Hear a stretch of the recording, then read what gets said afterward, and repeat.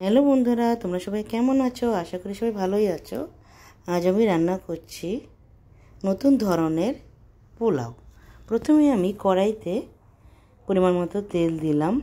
তেল গরম হয়ে গেলে আমি গোটা গরম মশলা সব দিয়ে হালকা একটু ভেজে নেব। এবার আমি কিছুটা পরিমাণ চাল,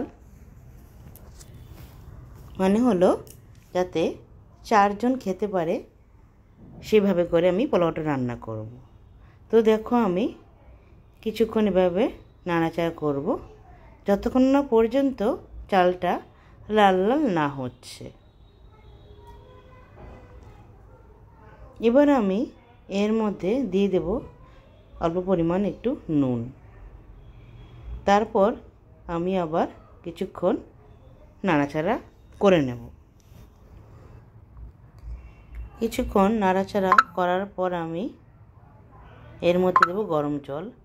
কিন্তু চালটা আমার হালকা একটু লাল লাল ভাজা হয়ে আসবে, তারপর আমি গরম জলটা দেব। দেখো লাল লাল হয়ে এসছে। এবার আমি গরম জল এর মধ্যে দেব। যে পরিমাণ চাল তার ডবল পরিমাণ জল এর মধ্যে দিতে হবে। বেশি দিলে পোলাও রান্নাটা ভালো হবে না, তাই পরিমাণ মতো গরম জল এর মধ্যে দিয়ে আমার পোলাওটা রান্না করতে হবে। তো দেখো আমি দিয়ে দিলাম জলটা। তো দেখো বন্ধুরা, এবার আমি কিছুটা পরিমাণ গাজর গ্রেট করে রেখেছিলাম, তো এর মধ্যে আমি দিয়ে দেব।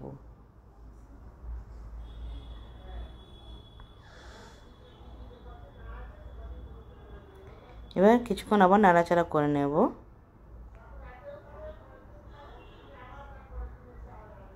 এরপর আমি এর মধ্যে দিয়ে দেব কিছুটা পরিমাণ কাজু বাদাম এবং কিশমিশ। দেখো জলটা প্রায় শুকিয়ে এসছে, আর তো কিছুক্ষণ রাখতে হবে।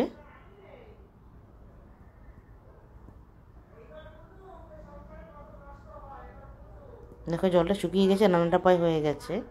তো আমি এখানে পরিমাণ মতো চিনিও দিয়ে নেব। এভাবে কিছুক্ষণ নাড়াচাড়া করার পর আমার রান্নাটা প্রায় রেডি হয়ে গেছে।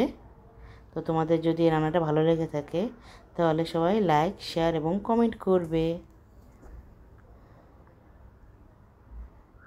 এবং সর্বশেষে আমি একটু নুন দিয়ে আবার কিছুক্ষণ নাড়াচাড়া করে রেখে দেব।